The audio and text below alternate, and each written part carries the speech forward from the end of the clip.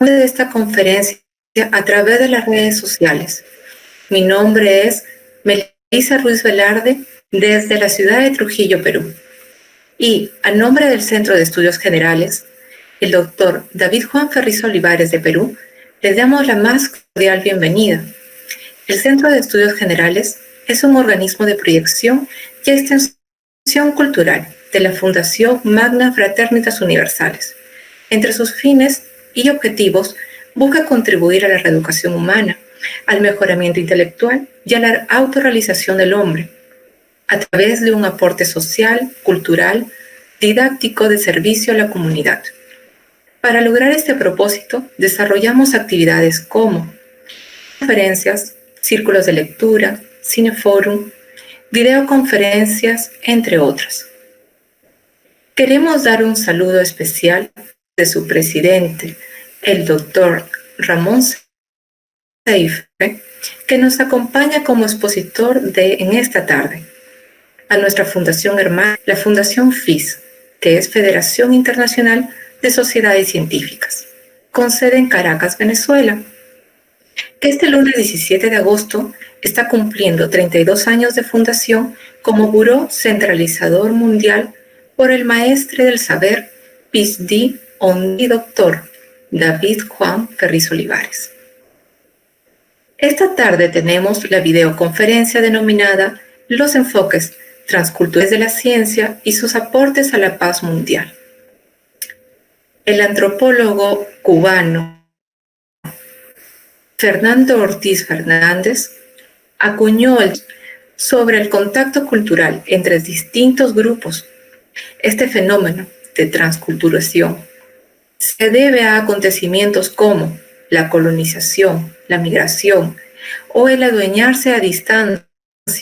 Esta última puede suceder generalmente por los avances tecnológicos, mediante los cuales en gran parte del mundo, a través del Internet, redes sociales o la televisión, se pueden observar y absorber culturas, costumbres o formas de vida que se van apoderando ideológicamente de zonas, lo que nos indica que dicho proceso actualmente es producto de la globalización, en el que se aprecia una influencia externa que obliga a poner en consideración nuestras perspectivas y el surgimiento de nuevas pautas. Sin embargo, ¿cómo puede la ciencia, en este contexto, a través de su enfoque, aportar a la paz? Para el desarrollo de este tema, tenemos el panel Fórum, conformado por el doctor Lizardo Rodríguez Villacrés, de Lima, Perú, y por el doctor psicólogo Ramón Seife, de Santiago Domingo, República Dominicana. El primer expositor de esta conferencia es el doctor Lizardo Rodríguez Villacrés, médico cirujano, egresado de la Universidad Nacional de Trujillo, especialidad en psiquiatría en la Universidad Nacional Mayor de San Marcos, especialización en administración hospitalaria, gestión de calidad en salud, docencia en pregrado de la Universidad Científica del Sur, posgrado en Universidad Peruana Cayetano Heredia, en la Universidad Peruana Unión y en la Universidad Católica de Trujillo. Es médico psiquiatra, psicoterapeuta familiar y de pareja, Hospital 3, especializado en Lima. También es noveno secretario del Consejo Superior Mundial de la Fundación Magna Fraternitas Universales, director metropolitano de Lima de la Fundación Inveciencias, director de investigaciones de la Fundación LIC, coordinador del Comité Científico del Congreso Mundial de Juventudes Científicas. Muy bien. Antes de iniciar, quisiéramos indicar a nuestros participantes de las redes sociales que durante el desarrollo de la exposición pueden escribir sus preguntas en los comentarios y nosotros se las transmitiremos a nuestros expositores. También indicamos que por favor es muy importante que registren su asistencia en el enlace que aparece en la descripción del video. Buenas tardes, doctor Lizardo Rodríguez. Le dejamos en uso de la palabra. Buenas tardes. Muchísimas gracias, doctora Melissa, por su presentación. Y también un saludo muy cálido a mi acompañante en la mesa, doctor Ramón Seife. Un gusto compartir esta mesa. Y por supuesto un saludo especial a todo el público que esté escuchando las conferencias del CEGEN que programa todos los sábados, siempre con temas de actualidad, temas importantes. Y bueno, nosotros estamos colaborando con mucho gusto en hacer participar en el tema que ya lo han mencionado. No voy a poner mi diapositiva para ir compartiendo esta exposición. Los enfoques transculturales de la ciencia y sus aportes a la paz mundial es un tema bastante interesante, puesto que estos temas son de interés general. ¿Quién no puede estar interesado en que la paz mundial se pueda desarrollar, se pueda realizar? Y cuando hablamos de los enfoques transculturales de la ciencia, cómo puede dar aportes a la paz. Que la ciencia puede tener diferentes enfoques, ¿no? Podemos ver unos enfoques académicos, donde hablaremos de la ciencia en función de sus métodos, de la forma como alcanza el conocimiento, o tal vez también ver un enfoque tecnológico de la ciencia, donde vemos sus aplicaciones, de la manera como puede ayudar a mejorar la calidad de vida, el bienestar de toda la humanidad, aunque a veces algunas aplicaciones científicas atentan contra ese bienestar que estoy mencionando, ¿no? Pero cuando hablamos de enfoque transcultural, estamos hablando justamente de ese fenómeno que ya se mencionó, la doctora Melissa, en la moderadora, dijo que justamente ese proceso donde dos culturas que se encuentran comienzan a intercambiar componentes de esa cultura y donde permite que una de ellas o ambas comiencen a dejar de realizar algunos rasgos propios de esa conducta en favor de un rasgo o una costumbre que proviene de otro lugar. Bueno, entonces ese fenómeno transcultural hay que ver cómo desde el punto de vista científico, a través de un ejemplo que he traído, lo podría ir mencionando. También se ha dicho que el fenómeno de globalización es un fenómeno que a veces lo sentimos como que fuera muy, muy propio de esta cultura, así como dice Borchardt, pero en el 2001 él dijo, no hay consenso acerca de si es un novum de la cultura, o sea, es una cosa propia de nosotros o es un fenómeno consustancial a la cultura humana. Y pareciera ser que ese fenómeno de transculturalización es un fenómeno que va dándose, así sean dos culturas únicas, solamente que el fenómeno de globalización está facilitado en estos momentos por esos avances tecnológicos en las comunicaciones, en la informática. En estos momentos nos podemos enterar de lo que está sucediendo en las antípodas del mundo, y así como sucedió hace pocos días cuando vimos una terrible explosión en Beirut, y prácticamente casi lo vimos segundos después que estaba sucediendo. Yo recuerdo que en el año 1970 hubo un fuerte terremoto en la zona central del Perú que afectó Trujillo, que en ese tiempo vivía ahí, pero más afectado fue el Callejón de Huaylas, donde un pueblo desapareció, y desapareció un pueblo de casi de 200.000 habitantes. Entonces, esto sucedió el domingo. Nosotros en el año 1970 nos enteramos recién el día miércoles que había sucedido eso. Imagínense la diferencia con lo que ahora es la velocidad de información. Casi al segundo nos estamos informando de los sucesos que van pasando en otros lugares del mundo. Bueno, pero esta globalización facilitada por estas nuevas tecnologías no solamente han hecho circular las noticias, también circulan muchos otros factores que tienen que ver con la cultura, y entonces se va dando ese fenómeno de transculturización de una forma más facilitada, digamos, por estos medios. Y entonces hay cierto temor en este proceso de transculturización, de que las culturas, los grupos sociales vayan perdiendo sus elementos de identidad. Y de qué manera entonces nosotros, desde el punto de vista de practicante de la ciencia, podemos desarrollar el enfoque transcultural para que esto no se dé. Nosotros somos muy sensibles como habitantes latinoamericanos, de que somos descendientes de un proceso que no fue tanto transculturización, sino más bien fue un intento de imposición de la cultura. Vino la cultura europea e intentó apagar a la cultura en ese momento imperante, que era una cultura en Sudamérica, era la cultura inca, donde su filosofía, su ciencia, sus costumbres, si no desaparecieron, fue justamente porque existe una especie de herramienta que hace que el hombre siga manteniendo los rasgos culturales a pesar de que haya un intento de erradicación.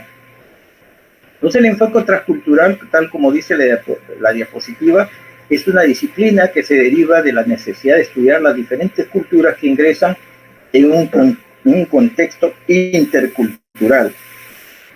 Bueno, y entonces nosotros vemos que cuando hablamos de cultura, ahí está un concepto de la UNESCO, va a ser todos los rasgos que presenta un grupo social o una sociedad, rasgos distintivos que lo hacen propio, que no solamente son desde el punto de vista de costumbres, sino también puede ser de la forma como interpretan el universo, su cosmovisión, los productos intelectuales, la forma como enfrentan las situaciones diversas, las vicisitudes, porque pensemos que la cultura no brota así como decir, sin ningún orden.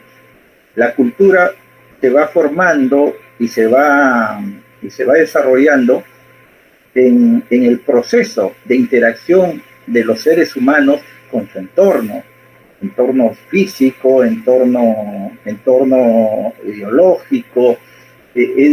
Por ejemplo, en nuestra zona de Perú es muy frecuente tener sismos, movimientos telúricos, que tal vez por donde está República Dominicana no tienen en la magnitud que tenemos por estas latitudes.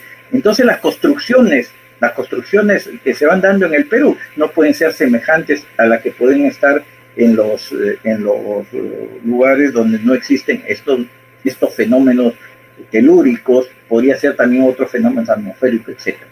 Entonces la cultura, quiero referirme a establecer tal vez algo que me vaya a facilitar explicar el enfoque transcultural para fortalecer la paz mundial. Es tomar un ejemplo médico, ¿no? La medicina que nosotros practicamos sobre todo en nuestras ciudades, estoy tratando de graficarlo acá en unas imágenes donde vemos a un practicante de la medicina, un médico que está con aparatos, está utilizando herramientas, muebles que son propios de la cultura donde estamos desarrollando. Entonces, las personas que estamos mirando, digamos, a un médico que está desarrollando su práctica privada o la práctica pública en hospitales, pues rápidamente va a darse cuenta que está en un proceso de análisis, diagnóstico, recuperación de la salud, rodeado de una tecnología importante, producto de las investigaciones y las aplicaciones tecnológicas propias, ¿no? Sin embargo, en el mismo Perú, nosotros vemos otras prácticas de desarrollo, de diagnóstico y de recuperación de la salud, que podemos mirarlos en las nuevas imágenes, y muchas veces las personas que están acostumbradas a ver la medicina de un punto de vista citadino las de abajo lo consideramos como actividades de menor calidad, de segunda clase, y esas diferencias comienzan a generar una especie de inarmonía entre las culturas, pues en un afán, planteémoslo desde un punto de vista positivo, en un afán de querer dar lo mejor, tratamos de imponer nuestra cultura, nuestras expresiones culturales a las culturas que nosotros las consideramos como inferiores, donde queremos que se curen del modo que nosotros nos curamos, que se diagnostiquen de la forma como lo hacemos en la ciudad, o también que vean los procesos mórbidos, o sea, los procesos de la salud, del mismo modo como lo vemos nosotros. Y ahí generamos desencuentros, generamos un fenómeno que ya no es una transculturización, sino un intento de imponer la cultura de una, llamémoslo, que se cree superior a una que lo considera inferior. Porque vamos viendo que la cultura va determinando todas las acciones que nosotros podemos determinar. En el caso de la medicina, de la conservación de la salud, la cultura va a determinar las creencias y las prácticas de la salud. Yo recuerdo que en mis primeros años de médico fui a trabajar en una zona andina y bueno, le llevaba la práctica médica que había estudiado en la universidad, y a veces le indicaba para un antibiótico, estaba en ampollas y yo le decía, tiene que ponerse esto una vez al día. Y me hacía, la persona que era de esa zona, me decía, doctor, pero esta ampolla es cálida. Y cuando me preguntaba eso, me dejaba en la luna, porque me dejaba desconcertado, porque yo no tenía una respuesta para darle, porque esas categorías correspondían a una cultura diferente a la que yo estaba trayendo. Y entonces, a veces podemos tomar una actividad de ser peyorativo, y decir, no, que es tontería, no hable de ese modo, porque lo mío es científico. Y entonces la ciencia comienza a ser más bien ya un elemento, más bien no fomentar la concordia y la armonía, sino más bien el rechazo de culturas que uno los considera inferiores, y que realmente podemos ser nosotros también, nuestra cultura, también tener muchos elementos inferiores a las que nosotros consideramos culturas de segunda clase. Y entonces Papadopoulos es una persona salubrista, que es español, aunque tiene apellido griego, ¿no? Y él hablaba de que es importante entonces desarrollar las competencias culturales, o sea, para que tengamos esa visión de respeto a las culturas, donde decía, la responsabilidad profesional es defender a los menos favorecidos en razón a su pertenencia étnica, y el empoderar a las personas para participar en las decisiones de salud, y el derecho de los individuos a ser tratados adecuadamente, sin perjuicio, sin perjuicio de su ascendencia. Promueve la igualdad, el valor de los individuos en sí mismos. Miren, nosotros ejemplos, ahí tenemos varios. En la zona andina, los partos se atienden de pie, el parto vertical, y nosotros hacemos el parto acostado, la atención al parto acostada a la parturienta, sabiendo, ahora conociendo mucho más, que esa posición es menos fisiológica que la que se tiene en el campo. Felizmente se van dando poco a poco elementos de apertura que permite un fenómeno de transculturalización, pero es un camino que no es tan fluido. La visión del paciente que nosotros vemos y que es parte de ese fenómeno es que sus problemas de salud dependen de sus creencias culturales. Una cosa es la morbilidad sentida y otra cosa es la morbilidad que lo examina el médico. Uno va a hacer una encuesta a las casas, lo ve a los niños con el moco que le cae en la nariz, y le dice, señora, su hijo, ¿alguno de sus hijos tiene alguna enfermedad? No, todos están sanos, para ellos todos están sanos. Y yo no diría, no, pero tiene un proceso respiratorio porque tiene moco por la nariz. Sin embargo, para ellos no lo ven de ese modo. Y ejemplos de esos pueden haber varios. Entonces, esa competencia cultural que nosotros estamos, que sería una de las propuestas modernas, digamos, para que se vaya dando esa transculturalidad de una manera fluida, es impedida, es dificultada por algunos componentes propios de quienes desarrollamos esta actividad. Por ejemplo, los prejuicios. Por verlo vestido de una manera distinta a la mía, no lo considero una persona que puede tener la misma categoría que yo. Yo uso un saco blanco porque, bueno, estoy saliendo del trabajo y bueno, así nos vestimos para que nos identifiquen de médicos, pero en otros lugares están con un poncho, están a lo mejor con una cinta en la cabellera. Y para ellos, para su cultura, esa es la identificación como médicos, como personas que ayudan a reconocer las enfermedades y cómo curarlas. La forma como nos comunicamos, también el idioma. Hay personas que hablan con acentos diferentes a los nuestros y los consideramos menos por eso. El miedo a lo desconocido, porque nos plantean situaciones que hasta pueden poner en tela de juicio mis paradigmas que me enseñaron en la universidad en lugares que tenían sus particularidades, donde la asepsia, el cuidado de las infecciones cobra especial preponderancia, cosa que en otras culturas no le da, y no por eso significa que sean menos capacitados, menos desarrollados. Entonces hay cosas que una cultura es buena y hay otras cosas que la otra cultura bien la tiene buena. Y entonces la transculturización permite que en ese respeto puedan las dos culturas beneficiarse, y no van a quedar las dos culturas iguales, porque esas culturas con esos nuevos componentes seguirán interactuando con un entorno diferente y el resultado siempre va a ser distinto.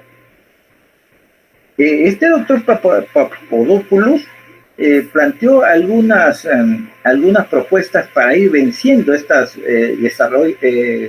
barreras para el desarrollo de la competencia cultural de los profesionales. Pero yo he querido más bien traer acá la conciencia cultural que plantea nuestra institución, la Magna Fraternitas Universalis, donde plantea que hay que desarrollar la tolerancia, la verdad, la paz, esos principios que pueden ayudar justamente a facilitar que la conciencia cultural se vaya incorporando, no solamente en los profesionales, sino en todas las personas cuando vayan interactuando con personas de otras culturas y fomentar esa armonía. Y por eso el doctor David Ferriz Olivares, en su libro Por el Sendero del Saber, dice: necesitamos seres que estén dispuestos a dedicarse a la gran tarea de reeducación. Eso es reeducación. Y cada uno en su esfera puede llenar un papel interesante si se da cuenta de su misión. Miren, entonces, que nosotros como seamos profesionales, técnicos, auxiliares o en cualquier actividad de la vida diaria, vamos a interactuar con personas de otras culturas, y para fomentar la paz es importante desarrollar estos principios: tolerancia, verdad y paz. Pero miren, cuando hablamos de tolerancia, también es un proceso. Ese principio tenemos que ver que tiene que ejecutarse, realizarse, y es un proceso donde parte del conocerse a sí mismo para conocer a los demás. Entonces, en toda interacción humana podemos saber que en esa interacción nosotros nos damos cuenta cuáles son nuestras cualidades, cuáles son nuestras facultades, también cuáles son nuestras limitaciones, cuáles son nuestras carencias.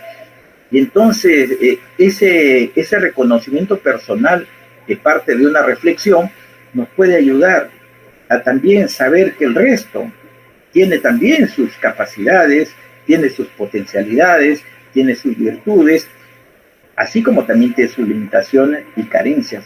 Pero a veces a las personas de otra cultura lo vemos como que fueran todo limitaciones, fueran menores que nosotros.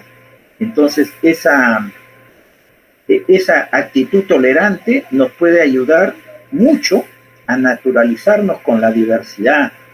O sea, la gran ventaja de la transculturalización es que nos permite tener una visión desde lugares donde no nos encontramos, porque desde donde nos ubicamos tenemos nuestra visión, pero escuchar a los otros desde esa ubicación, en lugar de negarlos, más bien reconocerlos y ayudarnos de eso, apoyarnos en eso.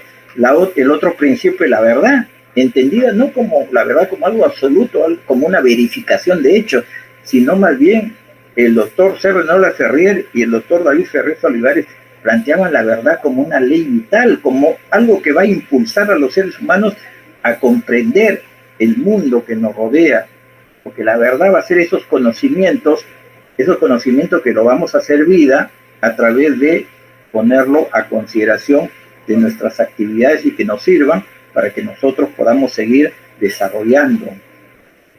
Y para llegar a una paz, pero que la paz puede aplicarse en todos los niveles, no solamente la paz como una ausencia de violencia, sino la paz como un estado armónico entre el individuo con su entorno y también una armonía entre los aspectos internos del mismo individuo. Estamos hablando de sus funciones fisiológicas, psicológicas, espirituales.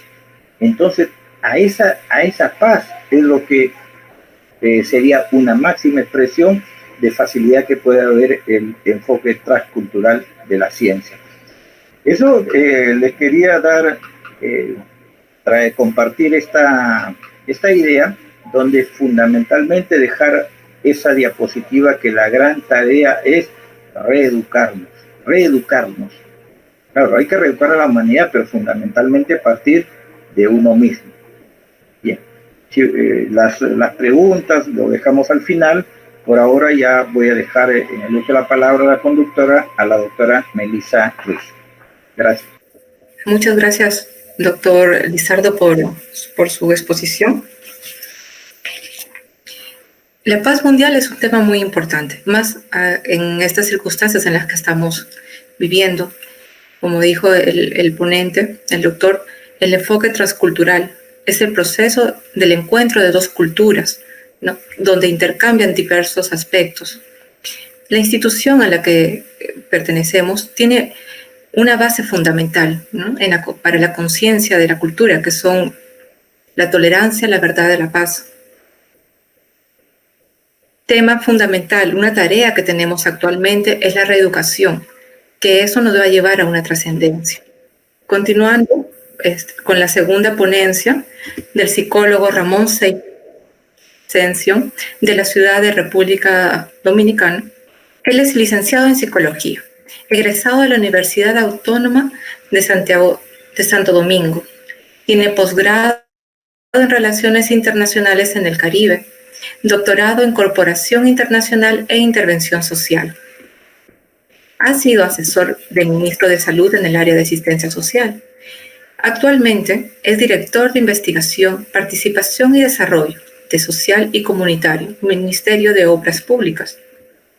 Es presidente del Buró Centralizador Mundial de la Fundación CIS Central Científica. Buenas noches con el psicólogo Ramón Seife. Lo dejamos en uso de la palabra. Sí, muchas gracias por sus palabras y agradeciendo también la exposición de nuestro expositor panelista anterior, donde enfoca realmente el vínculo profundo, ¿no?, que debe existir en el área de la transculturalidad y a su relación con la ciencia, ¿no? Bueno, yo inicio el tema, ¿no? He venido trabajando todo el tema de las perspectivas culturales, la perspectiva ETIC, EMIC, que nace de los enfoques antropológicos, ¿no? Y sobre todo el tema de... Quería comenzar con una frase del doctor David Juan Ferriz Olivares, que dice: cultura es visión de vida. A mayor cultura, mayor visión de vida. Esto porque el concepto básicamente de que una cultura con mayores cantidades de elementos, es decir, genera de hecho una visión sistémica. Es decir, a mayor cultura, mayor calidad de vida, perdón, mayor visión de vida. Y mayor visión de vida significa que a mayor cultura hay la capacidad de percibir más elementos en conexiones y en relaciones en el medio, en el entorno y en el medio ambiente social, cultural, económico, político, de las relaciones interpersonales que se dan en cualquier entorno geográfico.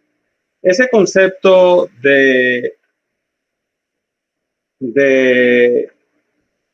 este enfoque, de hecho, nos da una riqueza enorme para indicarnos de que nosotros tenemos la posibilidad de ver en perspectiva global.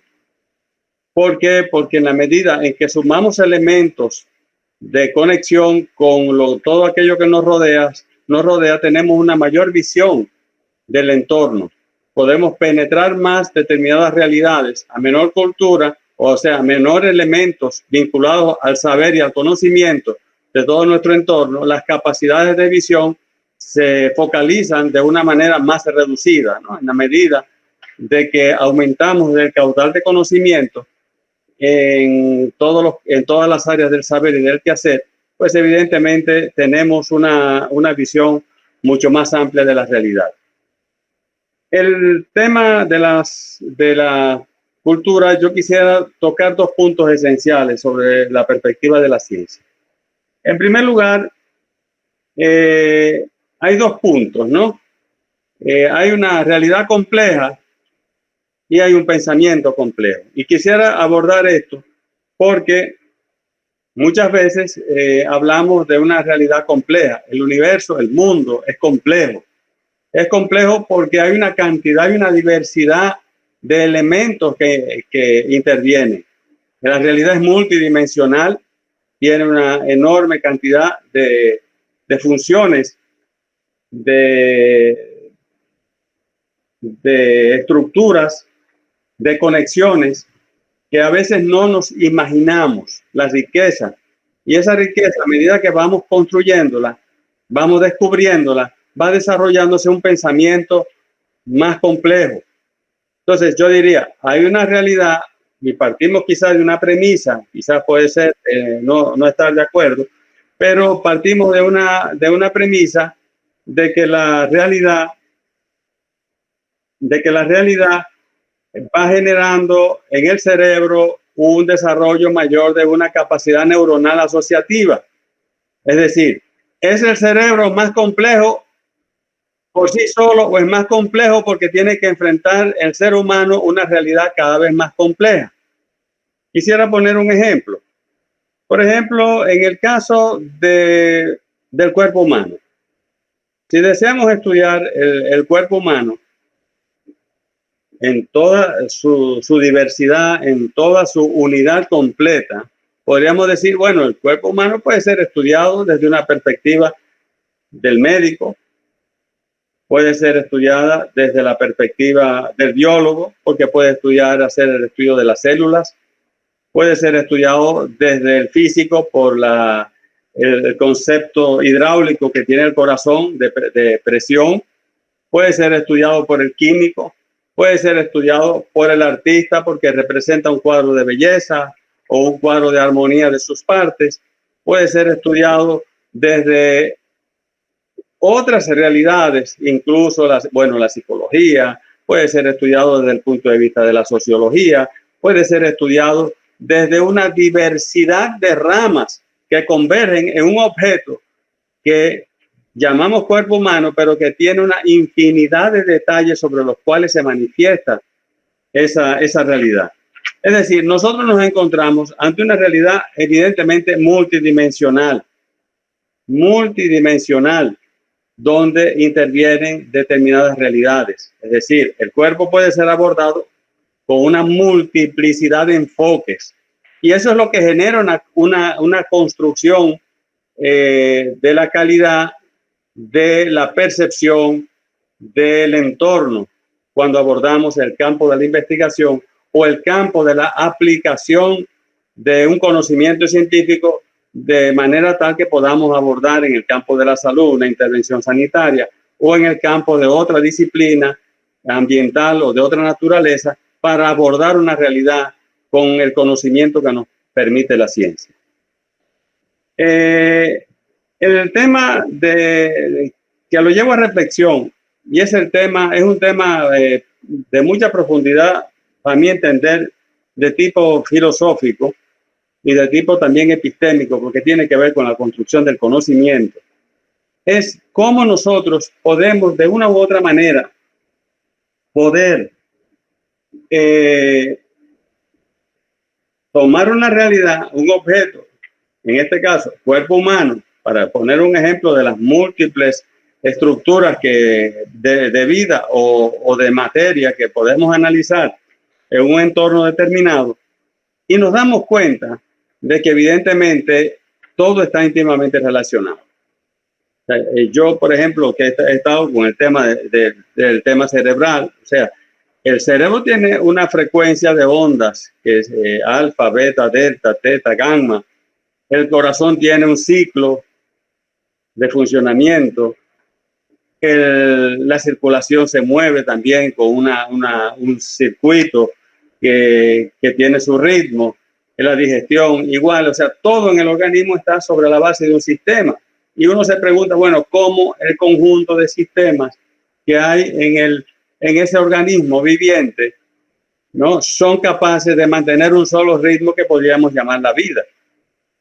Realmente la evolución de la ciencia ha sido una evolución del objeto de estudio. En el caso de psicología, como se plantea en los debates, bueno, pues uno sencillamente plantea que la vida está ahí, pero la vida del ser es emociones, sentimientos, es comunicación, es células que están actuando, es neuronas, es leyes, es regularidad que mantiene una unidad de enfoque y de intervención de un organismo donde se sostiene la vida, ¿no? Entonces, hay un tema que esa multiplicidad, imagínense, a medida que el ser humano entramos en la convergencia de los factores que se pueden observar en el cuerpo humano, nos damos cuenta de que hay una vida, o sea, todo está en movimiento en el cuerpo, desde protones, electrones, células, circulación sanguínea, actividad eléctrica cerebral. Hay una vida en cada órgano que se conecta a través de un mecanismo inteligente de feedback, de retroalimentación y de conectividad. Entonces, ¿cómo entrar y entender desde el punto de vista de una perspectiva cultural una integración de las distintas disciplinas, ya no solamente exclusivamente en una transculturalidad o una visión transdisciplinaria, sino también en enfoques más múltiples que nos permitan lograr más síntesis? Uno de los grandes problemas que hemos tenido para el abordaje de la ciencia desde el punto de vista de su perspectiva para la paz ha sido lo que Alexis Carrel denominó como la sectorización del cuerpo humano. Ya Alexis Carrel, recordamos, fue premio Nobel por haber concebido el corazón in vitro. Pero cómo nosotros seccionamos en una habitación, por ejemplo, en el caso de la salud se estudia el riñón, en otro se estudia el corazón, en otro se estudia tal o cual otra función. Y esto tiene una explicación fundamental. Hemos venido de una historia de la separatividad. Y eso es un tema cultural profundo. Todo había estado separado, ¿no? Era una etapa, hemos vivido una etapa de la segregación y ha habido un cambio cultural que se está dando ahora en estos tiempos también, que tiene que ver mucho con la integración. Es decir, estamos en un momento de la historia donde las potencialidades culturales se potencian. Se da una posibilidad de generar conocimiento, información que aumenta no solamente el acervo científico, sino también el acervo cultural.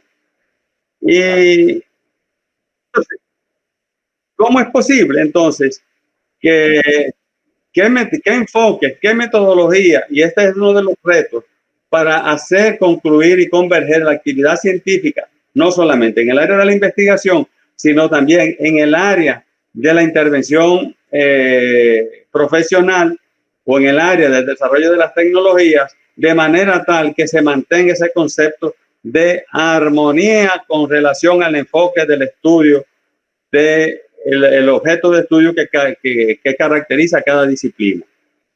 Esto es importante porque hay tres principios que a veces nosotros dejamos y no resumimos desde el punto de vista filosófico, y es el concepto de la vida, ese sentido de movimiento, esa dinámica continua de generación y regeneración celular de las funciones de los órganos, pero también esa forma, la estructura molecular, la estructura de los órganos, la forma de los órganos, ese principio inteligible, ese principio que nosotros vemos contenido precisamente en la actividad del cuerpo, que por ejemplo, cuando hay deficiencia de yodo, el cerebro manda una orden para generar, que son todos los mecanismos de biofeedback que conocemos en la medicina psicosomática, en la fisiología.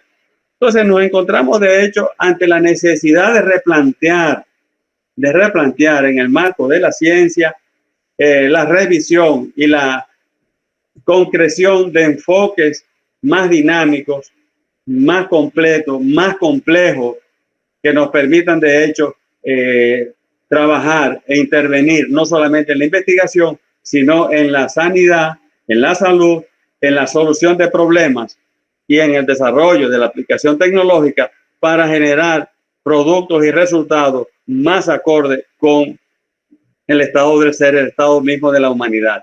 Y esto es importante porque tenemos que dar el salto de la ciencia también.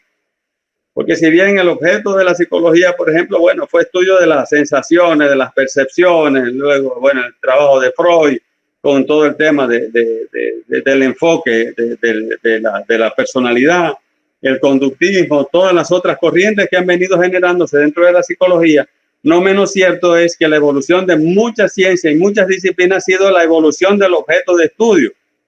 Pero ¿cuál es el objeto de estudio global y permanente que no cambia? Son esos elementos que tienen que ver con elementos claros y centrales sobre los cuales hay que formar para la paz, para construir la paz desde la ciencia, con la ciencia, desde una perspectiva más interdisciplinaria, más transdisciplinaria. Por ejemplo, en el caso de Freud, el concepto de Freud de hidráulica trabaja mucho el concepto de cómo la personalidad, el yo, el id y el super yo generan como una especie de presa donde hay una presión hidráulica del id que quiere sobreponerse, del yo que retiene la fuerza y la presión, y cómo entonces nosotros traemos extrapolado ese concepto de la física, es decir, el concepto de hidráulica. Entonces, esas extrapolaciones que son aportes de una disciplina a otra ayudan a enriquecer, y hay que construir para la paz todo este tipo de cosas. Entonces, hay una multidimensionalidad de la realidad, hay una innumerable cantidad de conexiones que se soporta a nivel del cerebro por la cantidad de neuronas y de la capacidad asociativa que tiene el ser humano dentro de la complejidad de los elementos que están presentes en la vida. Entonces, esto es un punto que tenemos que ver, o sea, reflexionar, porque ya cesó el pensamiento lineal. el pensamiento es más complejo, pero es más complejo porque estamos descubriendo que la realidad es más compleja de lo que nosotros habíamos enfocado, más compleja de lo que nosotros la habíamos entendido.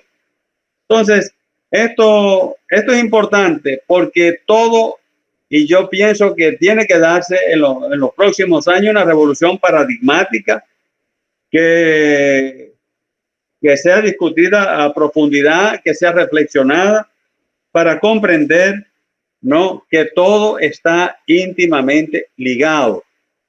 El cuerpo humano como agente de salud, como ser que está constituido por una serie de elementos que agrupan las diferentes disciplinas, puede ser abordado de manera más epistémica. Entonces, necesitamos de construir una visión más epistemológica alrededor del desarrollo del conocimiento y de la proyección del saber. Eso es importante y yo pienso que es uno de los retos que desde el punto de vista intercultural, desde el punto de vista académico y científico, hay que trabajar y es un reto de las generaciones futuras. El tema que tiene que ver con el aspecto cultural es la histórica dicotomía, ¿no? Hemos vivido tengo que plantear los puntos neurálgicos en el avance de la ciencia, sobre todo porque hay la necesidad de que nosotros podamos avanzar. Por ejemplo, siempre se ha hablado, siempre nos hemos caracterizado por una separatividad entre la espiritualidad y la ciencia. O sea, la ciencia es objetiva, es replicable, trabaja lo que se puede medir y lo que no se puede medir no lo puede ver. Pero, por Dios, estamos en una visión de que la objetividad no existe en la totalidad de las cosas. Los sentidos nos engañan y eso está demostrado en los libros, en la materia de investigación científica. Los conceptos son abstractos. Por ejemplo, la ciencia maneja muchas abstracciones. Por ejemplo, la ciencia le plantea, bueno, el concepto de fuerza.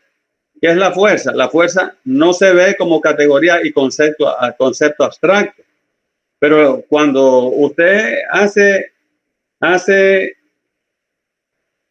tiene un objeto que tiene un peso determinado, tiene un espacio físico plano o inclinado, como sea y unas manos que son capaces de empujar, y usted logra hacer ese empuje de las manos a una velocidad que en un tiempo dice, bueno, actuó una fuerza. Pero ¿qué es la fuerza? Usted no vio el concepto de fuerza. La ciencia está fundamentada sobre la base de construcciones hipotéticas, construcciones que deben existir y que se plantean que deben existir para poder explicar muchas cosas. Y ese es el tema de la espiritualidad y de la subjetividad. Ese es el debate de Skinner y Freud, por ejemplo, en cuanto a la crítica de Skinner sobre el hombrecillo que tenía el hombre en la cabeza cuando hacía la crítica a Sigmund Freud. Entonces, el tema es, entonces decimos, bueno, la naturaleza está, ¿cuál es la diferencia entonces? El que está en la espiritualidad, el que está en la ciencia, ¿no? Que el que está en la espiritualidad dice, bueno, todas las maneras como la naturaleza se manifiesta, el orden, la regularidad, la afinidad que hay entre los órganos, la complementariedad que hay en la naturaleza, ¿no? ¿A qué se debe? Bueno, entonces las religiones han hecho construcciones hipotéticas al igual que la ciencia. Entonces tienen que suponer que existe algo capaz de explicar ese fenómeno, como algo capaz de explicar el concepto mismo de la fuerza, ¿no? Entonces nos encontramos en aspectos de lenguaje, de comunicación y de simbolismo que tenemos nosotros que precisar. Sé que esto es un tema porque yo quería entrar en el tema fundamental que tiene que ver con el tema de que la ciencia no está alejada de la cultura y que la ciencia es parte de la cultura y no tiene ni más valor ni menos valor que cualquier otra de las disciplinas. Todas las disciplinas son fundamentales y hay que retomar el enfoque de impulsar un desarrollo de la ciencia, pero trabajar también en desarrollar el conjunto de otras disciplinas en armonía no solamente dentro del enfoque de una comunidad científica, sino también desarrollar otras realidades que penetren. Entonces necesitamos en el campo de los aspectos transculturales, de interdisciplinario, transdisciplinario y transculturales, precisamente el desarrollo de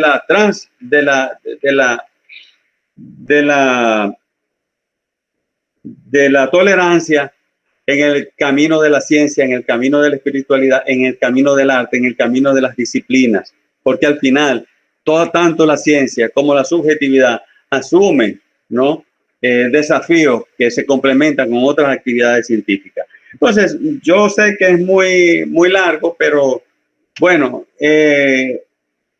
brevemente no podemos entrar.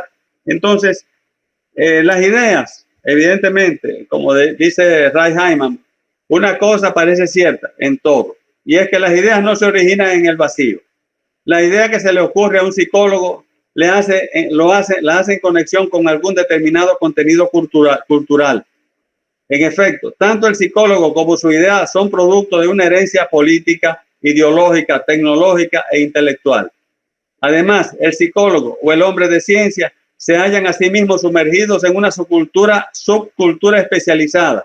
La comunidad científica con sus ideas, corrientes, sus supuestos y su doctrina.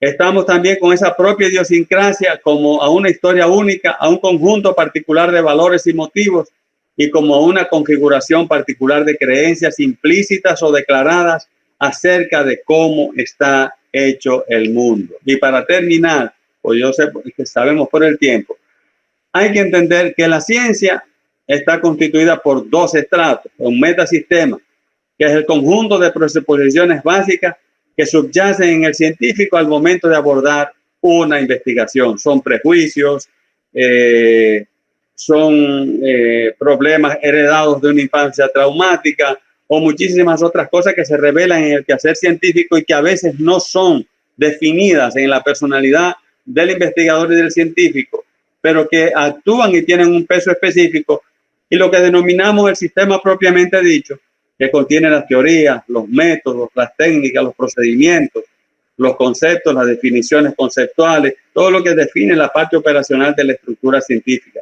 Entonces, es importante trabajar en estos frentes, ¿no? En el aspecto formativo, no es dejar de hacer ciencia, no, es darle un sentido humanista a la ciencia, es darle un sentido de transformación, es de retomar, ¿no?, de nuevo ese engranaje cultural, esa fuerza, ¿no?, de un conocimiento que ha sido validado, pero que ha dejado de lleno, ¿no?, otras realidades que pueden ser estudiadas aún con diversas formas, enfoques o metodologías de esto. Entonces necesitamos construir y necesitamos formar en cultura. Necesitamos generar resultados y cambios para que desde la ciencia también nosotros podamos transformar en esa relación de conocimiento, aplicación científica y tecnológica y transformación de nuestra realidad. Necesitamos desarrollar enfoques más globales, enfoques más sistémicos y sobre todo contribuir a la transformación y el cambio que el mundo necesita. En ese sentido, bueno, agradecemos la paciencia. El tema me sale un poco largo, pero es importante darnos cuenta que tanto la religión como toda la ciencia y todas las disciplinas tienen un profundo sesgo cultural que hay que entender y que permea todas las disciplinas. Y hay que trabajar la cultura desde esa perspectiva. Muchas gracias.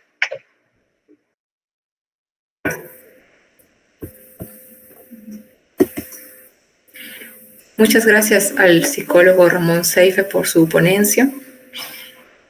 Vamos a hacer un pequeño resumen de su ponencia. A mayor cultura, mayor visión de vida. Venimos de una era de separatividad, donde todo ha sido desmenuzado, donde todo ha sido dividido, el arte con la ciencia, la cultura, la religión, el mismo ser humano, el mismo cuerpo humano, pero estamos y nos dirigimos hacia un trabajo más epistemológico a una era de saber, de unión. El objetivo de este estudio es construir la paz a través de la ciencia.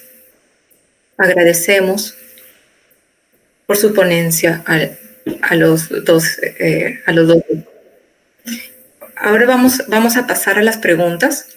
Tenemos una pregunta para cualquiera de los dos ponentes, lo pueden responder. Y dice, ¿qué papel juega en el progreso científico mundial la comunidad científica latinoamericana, tanto en la actualidad como a futuro? Es una pregunta del señor Carlos Montilla. A ver. Bueno, gracias por la pregunta. La Sociedad Científica Americana es una abstracción porque tal cual no existe, pero sí es responsabilidad de quienes desarrollamos algunas áreas, una rama de la ciencia, asumir, digamos, ese reto, porque el papel de la Sociedad Científica Americana o quienes desarrollan ciencia en este lado del continente, es nuestra responsabilidad abrirnos al conocimiento más holístico, un conocimiento más integrador, más globalizado, y que no solamente vayamos quedando en la alta especialización, que es una herencia que venimos de unas etapas donde justamente se fue dando ese tabicamiento del conocimiento, donde la persona que sabe sobre un tema casi no conoce nada sobre los otros temas. Recordar la etapa de los griegos. En los griegos no habían las especializaciones, ¿no? Cuando estudiamos la historia de la medicina, hablamos de la escuela,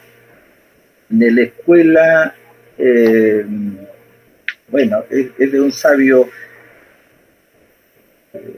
de la escuela pitagórica, y uno a Pitágoras lo toma como matemático, y claro, tampoco era médico, pero en su conocimiento había aplicaciones de la salud con sus conceptos numerológicos, de sus fórmulas, hacía las proporciones que se alteraban en los procesos mórbidos. Pero ese es un ejemplo que nos da a nosotros como especialistas en algunas áreas, tener una amplitud, justamente esos criterios y esos enfoques, para tener una apreciación mejor de nuestra realidad, de nuestro universo, y también hacer crecer nuestra propia conciencia y la conciencia de la humanidad. Sí, muy interesante también la pregunta, porque de hecho la región ha habido un crecimiento importante, ¿no?, en materia de ciencia, tecnología, innovación, y sobre todo porque todo el proceso mismo de las cumbres iberoamericanas sentó un precedente enorme en la región, y ahora incluso se han estado trabajando en fortalecer la integración académica de la región a través de los proyectos de tanto del Convenio Andrés Bello como otras áreas que tienen que ver con la cooperación internacional. Yo siento, desde el Caribe, que sí ha habido un mayor fortalecimiento de las capacidades científicas y tecnológicas de la región, y sobre todo también un tema muy importante que tiene que ver con algo que hay en nuestra región de América Latina, que es una presencia de un humanismo extraordinario. Creo que hay un acervo cultural muy importante, ahora que hablamos de cultura, que es fundamental para desarrollar también una ciencia con más fundamento humanista, ¿no? Tenemos otra pregunta del señor Hernando Rodríguez. Dice, ¿en qué sentido de qué moral universal se refiere? ¿A mí? Oh. Sí, para cualquiera de los dos ponentes. Dice, la pregunta la vuelvo a repetir. ¿En ese sentido de qué moral universal se refiere? Ok. Mire, el tema de la moral es la pregunta, ¿no? ¿Cuál es el acuerdo a la que debe llevar una sociedad para construir unas relaciones armoniosas, ¿cuáles son los valores propios de una cultura, propios de otros? Porque una moral tiene que basarse sobre el respeto a aquellos elementos fundamentales que tienen que ver con la construcción. ¿Cuál es la ética? ¿Cuál es la moral? ¿Qué es lo que tenemos que tener? ¿Qué valores? Porque yo siempre oigo mucho hablando la gente antivalores. Yo digo, los valores son valores. Los antivalores no existen porque el valor, el que mata, el que hace un asesinato, bueno, tiene un valor, pero el valor es que la vida no vale. El valor es la muerte, ¿no? Entonces, tenemos que tiene que darse evidentemente en materia de una moral universal, una moral que integre todos los aspectos buenos y las regularidades que tiene una sociedad, en una cultura, otra cultura. Por ejemplo, hay culturas que son dignas de emular en determinados rasgos. Hay otras culturas, por ejemplo, que cercenan a la mujer, que destruyen a la mujer. Hay otras culturas que tienen que ver mucho con el cuidado de los ancianos. Hay otras que tienen una serie de rasgos que son positivos para el avance, ¿no? Una moral universal debe enfocarse básicamente, entiendo yo, en la suma de todos aquellos factores, elementos y valores que ayudan a construir, y eso tiene que ser una construcción colectiva, no es una construcción individual, es una construcción colectiva.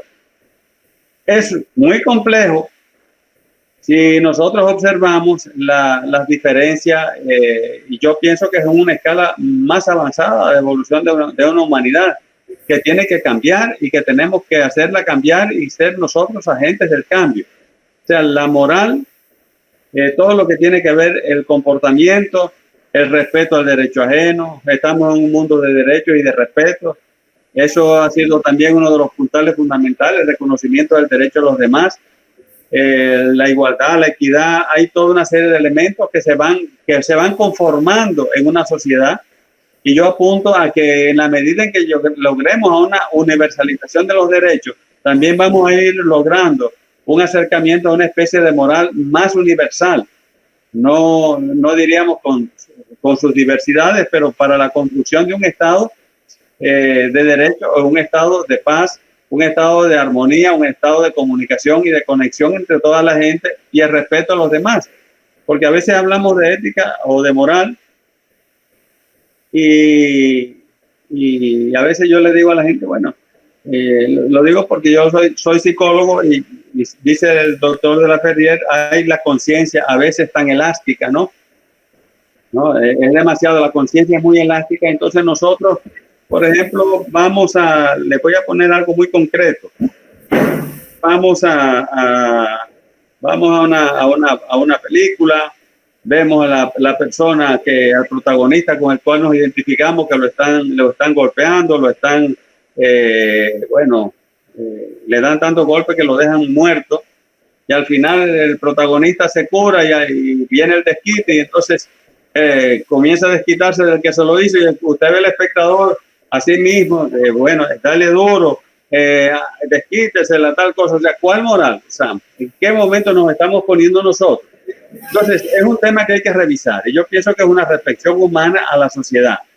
¿Qué es lo que queremos? El respeto al derecho ajeno es la paz, pero el respeto al derecho ajeno significa yo no tener una conciencia tan elástica, muy chiquita para uno, exigirle a uno muy poquito, y para mí demasiado grande. Es un tema de responsabilidad, y esa construcción tiene que ser un estado de avance de la humanidad y tiene que generarse mucha formación y educación. Muy bien, les comento que tenemos una llamada en espera para ustedes. Les van a hacer una pregunta. Hola, tengo una pregunta para el psicólogo Ramón Seife, y es en cuanto a su propia experiencia tanto como psicólogo como su larga trayectoria en la FIS, de la importancia y del estado actual de la realización ontológica del científico, en el sentido de llevar una reflexión, también, por ejemplo, la percepción de las sensaciones, de sus propias emociones, en su trabajo para que tenga mayor objetividad y que no preste a una subjetividad de los conceptos como a veces se ha mostrado también en el pasado. Entonces quisiera saber de su propia experiencia y también cómo ha tenido tantos contactos con eminentes sabios, cómo lo evalúa. Sí, muchas gracias, muy interesante su pregunta. Sabe que le cuento una historia para el quinto, sexto Congreso Mundial de Juventudes Científicas. Había una científica mexicana que había sido reconocida como la mejor mujer latina en su área de geografía. Bueno, le invitamos al Congreso y nos dijo, bueno, mire, no puedo ir. Y bueno, y entramos en una reflexión. Le dije, mire, porque a veces el científico ve ir a un congreso solamente, ¿no? Y fui o no pude ir y le dije, mire, interesante porque ¿qué podemos hacer? ¿Qué se puede hacer desde el punto de vista de los hombres y las mujeres de ciencia para nosotros construir un mundo de paz? Hay muchos científicos que se pueden organizar, que podemos organizar para trabajar por un mundo distinto. Es lo que se planteó en el primer Congreso Mundial de Juventudes Científicas cuando el doctor David Juan Ferriz Olivares dio su conferencia magistral sobre liderazgo científico. Necesitamos hombres y mujeres de ciencia que desarrollen esa capacidad para transformar. No un liderazgo, como diríamos, sindical, no un liderazgo de agresividad, sino saber llevar las ideas del cambio para mejorar la vida de la gente. Yo creo que el científico tiene el saber, tiene el haber, ¿no? Porque tiene una serie de herramientas conceptuales para poder contribuir con estos movimientos a gran escala que necesita la humanidad, pero ser ejemplo, ¿no? Romper a veces la separatividad, porque venimos de una época de separatividad. Si nosotros estamos en un momento culmen y trascendental de la humanidad que lo ha develado ahora mismo con el coronavirus, ¿no? O sea, con todo este tema de la pandemia, la humanidad se ha dado cuenta, como tuvimos una reflexión en la Segunda Guerra Mundial, que se crearon la UNESCO, para ver cómo podíamos cambiar el mundo, y se crearon todos estos organismos del mundo. Entonces necesitamos recambiar, necesitamos reconsiderar de nuevo las relaciones humanas, la profundidad y el vínculo más allá, ¿no? de la forma. Estamos ante una enfermedad, por ejemplo, que no importa si usted es millonario o no, si es blanco o negro, si es de joven o anciano, ¿no? Entonces necesitamos también ayudar a replantear. Yo pienso que la ciencia y los científicos deben, no solamente ante esto, sino ante el desafío del cambio climático, ante el desafío de la violencia, ante el desafío de unos graves problemas que tiene la humanidad. Hemos avanzado infinitamente en la ciencia, pero hemos fracasado en el orden social. Hemos fracasado en tener una humanidad de paz, una humanidad transformadora y un cambio profundo, ¿no? Y ese es el reto, y ese reto tiene que hacerse desde la cultura, desde la ciencia, desde el arte, desde los artistas, desde todos los profesionales que quieran cambiar el mundo. Y ese es el reto. Ese es el reto que tenemos y ese es el reto que tenemos que asumir. Es muy interesante y a veces la gente me dice, incluso con los jóvenes no tienen interés por nada. Lo oigo con mucha frecuencia. Me he reunido con estudiantes de las universidades en el área académica y yo les digo, no es que no tienen interés, es que tienen una nueva inquietud que nosotros los adultos no la hemos podido entender y necesitamos ayudar a cambiar. Nosotros nacimos, esta generación nuestra nació para la televisión, ¿no? De prender, apagar, subir volumen y bajar el volumen, más nada. Esta generación nació para cambiar el mundo, porque lo primero que tiene es una computadora que le cambia, le entra programa, le pone el programa, una serie de circunstancias que permiten evidentemente transformar. Y yo pienso que la esperanza, y esa es mi esperanza, que esta nueva generación de jóvenes tenga la fuerza, la voluntad y la claridad suficiente, y es la responsabilidad de nosotros dar el apoyo para seguir cambiando el mundo. Y por eso apostamos en la Federación Internacional de Sociedades Científicas por una ciencia al servicio del hombre, del ambiente y de la vida. Gracias. Completamente de acuerdo con Ramón. Es realmente la responsabilidad del científico está en promover justamente estos cambios. Solamente agregar, ¿no? La propuesta del doctor Serrenola Ferrier, cuando habla de el componente matésico del conocimiento, ¿no? O sea, no solamente llegar al conocimiento como lo está planteando la ciencia oficial, donde un buen investigador, un buen científico es aquel que desarrolla su conocimiento siguiendo un método apropiado, de una manera ordenada, y llega a una conclusión que es aceptada por una comunidad científica porque justamente ha seguido esos procedimientos. Pero como que la ciencia hasta ahí dice está bien, pero la propuesta del componente matésico es que nosotros como científicos tenemos que comprometernos con nuestra investigación, comprometernos con nuestro tema, o sea, hacer lo propio. O sea, que el conocimiento sirva para el desarrollo de la humanidad, pero partiendo de uno mismo, ¿no? Entonces, esa es la diferencia, digamos, no solamente llegar a un conocimiento, sino la ciencia no es, el objetivo de la ciencia no es formar más conocimiento, ese es el medio, el conocimiento, formar conocimiento es el medio, pero para el bienestar y el desarrollo del ser humano. Eso quería agregar. Sí. Muchas gracias. Muy bien, agradecemos a los ponentes, al doctor Lizardo Rodríguez Villacrés y al psicólogo Ramón Seife Asensio, que nos han acompañado esta noche. Las preguntas que no hayan sido respondidas en la intervención serán respondidas en los comentarios. El tema de exposición del siguiente sábado 22 de agosto será Ecología de Saberes, una epistemología abierta al futuro, a cargo del doctor Andrés Abad, de Quito, Ecuador. Para mayor información estaremos publicando en nuestra cuenta de Facebook. Los invitamos a continuar siguiéndonos en las redes sociales. Les acordamos que hay una breve encuesta que aparece en la descripción que pueden llenar.